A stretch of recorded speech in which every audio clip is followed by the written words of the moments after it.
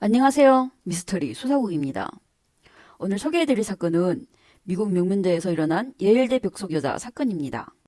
미국 커네티컷주 뉴헤븐시에 있는 예일대학은 세계적으로 유명한 연구중심 사립대학으로서 미국에서 세 번째 순위의 세계 초일류 명문대였습니다. 오늘 우리가 소개할 주인공의 니리는 바로 예일대 학생이었죠. 그는 베트남계 미국인으로 1985년 미국 캘리포니아의 세인트호시에서 태어났습니다. 그녀는 어려서부터 영재선이었는데 생물의학 연구자가 되는 것을 꿈꿔왔었죠. 애니는 우수한 성적으로 고등학교를 졸업 후 뉴욕 로체스터 대학에 입학하여 16만 달러가 되는 장학금을 받았습니다. 학교에서 그녀는 세포생물학과를 전공하였고 의료인류학을 부전공으로 하였는데 뛰어난 능력과 재능으로 학교 내부 학생들 사이에서 아인슈타인이 될 가능성이 가장 높은 사람으로 선정되었습니다.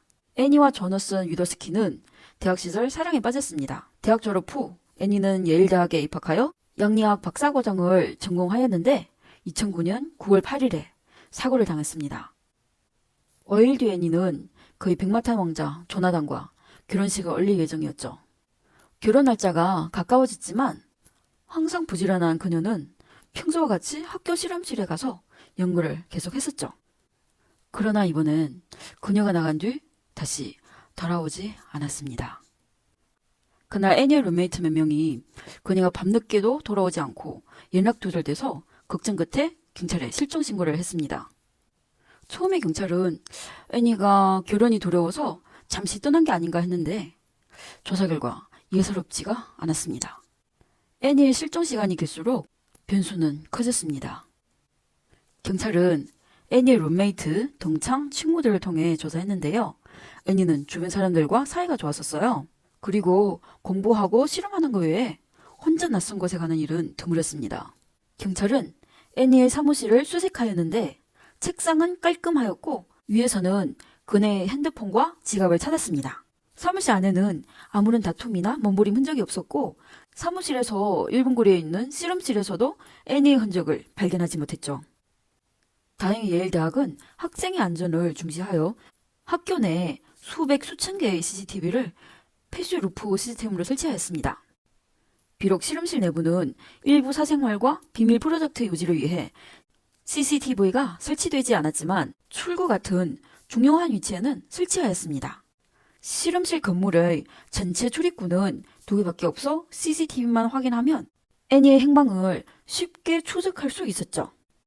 이튿날 예일대는 교내의 모든 CCTV 영상을 경찰에 제공했죠.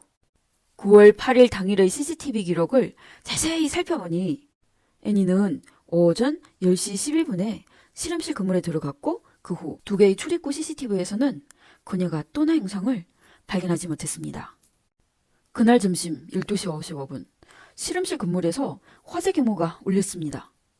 학생과 직원들은 모두 건물 밖으로 나갔습니다. 그러나 이때 애니의 그림자는 없었죠. 이것은 그녀가 지금 실험실 건물에 존재하지 않다는 가능성이 높다는 것입니다. 다시 말하자면 10시 11분에서 12시 55분까지 3시간도 안 돼서 애니가 사라졌습니다. 애니의 키는 150cm에 또 마르고 깜찍한 편이어서 경찰은 누군가 그녀를 트렁크 같은 물건에 넣어 실험실에서 데리고 나오지 않았을까라는 생각을 했죠. 경찰이 다시 CCTV를 살펴봤는데 모든 사람들은 출구에서 나올 때 가지고 나온 물건이 매우 적어 이런 가능성도 부정되었습니다. 그럼 CCTV를 벗어날 가능성이 있을까요? 있습니다. 실험실 안에서는 매일 대량의 동물 시신과 동물 대변을 처리해야 하는데 만약 애니가 쓰레기차에 섞여 끌려 나간다면 이것도 가능한 것입니다. 그래서 경찰은 더 많은 경찰을 파견하여 실험실에서 반출된 쓰레기를 추적하였는데 아쉽게도 여전히 그녀를 발견하지 못했습니다. 경찰은 3일 동안 조사했지만 아무런 단서도 발견하지 못했죠. 예일대 전체는 억눌린 분위기에 휩싸였고 학교에서는 $10,000의 현상금을 내걸어 단서 제공을 구했습니다. 경찰은 엄청난 압력을 무릅쓰고 애니가 일하는 실험실과 지하 1층을 다시 한번 자세히 수색하기로 결정했습니다. 애니의 실험실은 예일 동물연구센터 지하실에 있었어요. 지하실로 들어가자마자 코를 찌르는 냄새가 풍겨왔습니다. 이곳에는 많은 동물을 사육해서 의사와 학생들이 실험용으로 사용하기 때문이었죠. 지하실 구조는 아주 복잡하고 여기저기 잡동산이 쌓여 있었죠. 경찰의 설명에 따르면 여기는 지하묘지 느낌이었습니다. 이번 수사의 경찰은 또 하나의 법학팀을 구성해서 가입하여 수사 인원은 100명에 달했습니다. 그들은 5개 팀으로 나눠서 애니의 실험실부터 근처 실험실까지 하나하나 검사하기 시작했습니다. 드디어 이번 수색대원들은 애니의 실험실 문에서 붉은 흔적을 발견했습니다. 또 실험실 천장에서 고무장갑과 흰색 양말을 찾았는데요. 그 위에는 모두 붉은 흔적이 묻혀 있었어요. 흰색 양말은 애니가 실종되기 전에 신었던 것이죠. 그리고 또 붉은 흔적이 묻힌 노란색 실험복을 찾았습니다. 뒤이어 수사관들은 뜻밖의 다른 실험실에서 작은 구슬 하나를 발견했는데요. 목걸이에서 떨어진 것 같았어요. CCTV 기록을 확인했는데 구슬은 애니 것으로 확인됐습니다. 그 후 수사관들은 작은 방의 문을 열었는데 갑자기 고약한 냄새가 나타났습니다. 주위를 둘러보면 작은 방에는 사람 숨길 곳이 없었어요. 냄새의 출처를 확인하기 위해 경찰은 경찰견을 데려왔습니다. 경찰견이 한 벽을 향해 짖기 시작했습니다. 이 벽에는 구멍이 하나 있었는데 컴퓨터의 모니터와 크기가 비슷했었죠. 파이프를 수리하기 위해 남겨놓은 건데요. 위엔 스테인리스 강 패널도 설치되어 있었습니다. 경찰이 패널에 있는 볼트를 천천히 틀어 여는 순간 방 안의 모든 사람들은 눈앞의 광경에 놀랐습니다. 애니는 좁은 벽 안에 거꾸로 매달려 있었고 발에는 양말 한 짝만 있었어요. 그리고 손에는 파란색 장갑이 껴져 있었습니다. 애니의 부검에 따르면 그의 쇄골과 전두골은 전부 골절되었고 사망 원인은 질식이었는데요. 누군가가 절린 것으로 보였습니다. 또 팬티가 무릎 밑에 있었고 위에는 정액이 있었어요. 상의도 가슴 위에 올려져 있었고요. 애니를 찾은 날은 바로 그녀의 결혼식 날이었습니다. 친척과 지인들은 빨리 신부가 나타났음을 기대하고 있었지만 결혼식이 장례식으로 바뀌었다는 결과에 납득이 어려웠습니다. 예일대 실험실은요.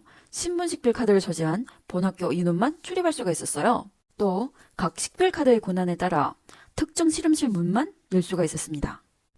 법인이 살인 후 CCTV를 피해 애니를 이런 은밀한 곳에 숨기고 장갑과 양말을 천장에 숨겼다는 것은 법인이 이 실험실을 자유롭게 드나들 수 있고 실험실 구조에 익숙한 사람이라는 것을 말해줍니다. 사실 애니가 실종된 지 이틀 만에 경찰은 3명의 용의자에 대해 조사하였습니다. 첫 번째, 동물 실험실 담당 기술자 레이먼드 클라크.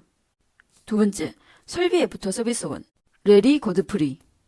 세 번째, 애니의 약혼자 조너선 유더스키. 첫 번째 용의자 레이먼드는 그 당시 24살이었고 주로 실험동물을 유지하고 애니가 참여한 프로젝트 실험실을 청소하는 것이었어요. 그는 애니와 실험용 쥐를 다루는 방식에 대해 다툼이 있었어요. 그리고 예일대에서 오랫동안 근무하여 실험실 전체에 대해 잘 알고 있었죠. 그의 출입카드 권한도 비교적 넓었고 애니가 일하는 실험실을 포함한 여러 실험실을 자유롭게 출입할 수 있었습니다. 경찰은 레이먼드에 대해 질문을 했습니다. 레이먼드는 다음과 같이 대답했죠. 저는 아침 7시에 실험실에 도착했고 오전 10시 38분에 애니가 실험실에 들어가는 걸 봤어요. 그리고 12시 3분에 애니가 실험실을 떠나는 걸 봤는데 어디에 갔는지는 모르겠어요. 그리고 저는 12시 55분에 화재 근무가 걸렸을 때 건물 밖으로 나갔다 다시 들어갔죠. 오후 4시엔 건물을 나와 집으로 돌아갔어요. 경찰은 CCTV를 통해 레이먼드가 제시한 시점이 모두 맞았다는 걸 확인했지만 레이먼드가 실험실 근무를 떠난 후 길 건너편에서 앉아 있었다고는 말하지 않았습니다. CCTV를 보면 그는 무슨 걱정거리가 있었던 것 같았어요. 하지만 이것은 아무것도 증명할 수 없었죠. 그리고 주변 동료들도 그에 대해 평가가 아주 좋아서 그의 모발과 타액등 샘플을 채취한 후 보냈어요. 두 번째 용의자 레이아는 임시직인데요. 이날 실험실의 조명 설비를 교체하러 왔는데 출입카드 권한도 넓었고 실험실의 각 지붕과 파이프를 잘 알고 있었죠. 애니의 시신이 은밀하게 숨겨져 있었기 때문에 용의자 대상이었습니다. 레이아는 경찰의 질문에 저는 애나의 실험실에 잠시 들어간 적이 있었어요. 그때 대략 11시가 넘었었는데요. 화재 경보가 울리자 저는 사람들을 따라 뛰어나갔었어요. 경보가 해제된 후 저는 다시 실험실로 돌아와 남은 작업을 마쳐 오후 2시 30분에 실험실을 떠났어요.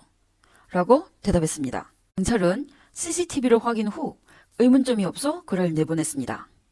세 번째 용의자는 애니의 약혼자 조나단이었습니다. 경찰의 사건 수사 경험에 근거하면 이런 배우자 한 명이 살해당했을 때 다른 한 명은 자연스럽게 혐의를 받기 때문입니다. 하지만 조사 결과 조나단은 완벽한 알리바이를 가지고 있어 혐의가 벗겨졌습니다. 경찰은 모든 용의자를 조사 후 배제하였습니다. 그들은 다시 애니의 실험실을 드나든 모든 사람들을 조사하기로 결정했어요. 경찰은 애니 실험실 출입문 카드의 출입 기록을 수집하였는데 이상한 상황을 발견했습니다. 실험실 실험 동물을 유지하는 용의자 레이먼드는 뜻밖에도 짧은 시간 내에 실험실을 11차례나 드나들었어요. 이 비상적인 현상에 대해 경찰 측은 집중하여 조사를 진행했습니다. 이로 인해 새로운 단서가 생겼습니다. 실험실 출입 규정에 따르면 모든 사람이 실험실에 들어갈 때 문 옆에 있는 체크리스트에 사인을 해야 됐어요. 모든 체크리스트 확인 결과 애니는 항상 초록색 펜을 사용했고 레이먼드는 블랙 펜을 사용했는데 그는 갑자기 초록색 펜으로 바꿨어요. 애니의 초록색 펜을 가져갔다는 의심을 할 수밖에 없었죠. 이후 경찰은 레이먼드의 모든 CCTV 화면을 다시 확인하였습니다. 실험실 통로의 CCTV에 따르면 영상 속 레이먼드는 파란색 작업복을 입고 겉에는 노란색 실험복을 입었었는데요. 노란색 실험복은 경찰이 전에 발견한 빨간색 흔적이 있는 실험복과 일치하였습니다. 그가 실험복을 입고 범죄를 저지른 후 버린 것으로 추정되었어요. 또 건물 출입구 CCTV를 보면 화재 경보가 울린 후 레이먼드는 빌딩에서 나온 적이 있었는데 이때 그의 파란색 작업복에는 빨간색 흔적이 있었어요. 경보 해제 후 그가 다시 빌딩으로 들어갔을 때에는 작업복의 흔적이 없어졌습니다. 이것은 그가 옷을 갈아입었다는 걸 설명하는 거죠. 현재 확보된 증거에 따라 경찰은 레이먼드를 유일한 용의자로 주목하였습니다. 하지만 확보된 증거로만 그를 법인이라고 확정할 수는 없었습니다. 이때 경찰은 사건 수사에 절대적인 권위를 가진 이창옥 박사가 생각났죠. 마침 이창옥 박사는 코네티켓주에 거주하고 있어서 바로 현장에 도착하여 현장에서 발견된 물증에 대해 DNA 채취를 진행했습니다. DNA 검사 결과 출석펜, 실험복, 흰색 양말에는 애니와 레이먼드 두 사람의 DNA가 전부 있다는 것을 확인했습니다. 이창호 박사는 지금 DNA 결과는 레이먼드가 아무리 궤변을 해도 애니를 살해했다는 증거여서 사실을 부인할 수 없다고 말했습니다. 경찰은 레이먼드를 살인 혐의로 체포 준비하여 2009년 9월 18일 8시 25분에 예일대학에서 30마일이 떨어진 여관에서 레이먼드를 체포하였습니다. 법원은 300만 달러인 높은 보석금을 설정하여 체포된 레이먼드가 지불할 능력이 없어 코네티컷주의 어떤 교도소에서 수감될 수밖에 없었습니다. 2009년 10월 6일 코네티컷주의 고등법원은 정식으로 사건을 심리하였습니다. 심리 중 레이먼드는 모해 혐의에 대해서는 항변하지 않았습니다. 그는 법정에서 피해자 애니의 약혼자 조나단에게 미안함을 표시했고 판결이 내리기 전에는 피해자의 가족에게 다시 사죄를 했습니다. 그는 저는 제 행동에 대해 모든 책임을 지겠습니다. 애니의 죽음에 대해 책임을 지겠습니다. 저는 애니를 사랑하고 관심하는 모든 사람들에게 큰 고통을 주었습니다. 라고 말했습니다. 그러나 그는 처벌 선고받을 때까지 애니를 살해한 이유를 말하지 않았습니다. 2011년 3월 17일 레이먼드는 유죄를 인정했지만 경찰이 고발한 친범미수 협의에 대해서는 유죄를 부인해 결국 44년형을 선고받았습니다. 이 사건 관련 또 다른 이상한 점이 있었는데 바로 레이먼드의 범행 동기입니다. 레이먼드 전 여친의 말에 따르면 레이먼드는 매우 이상한 사람이었어요.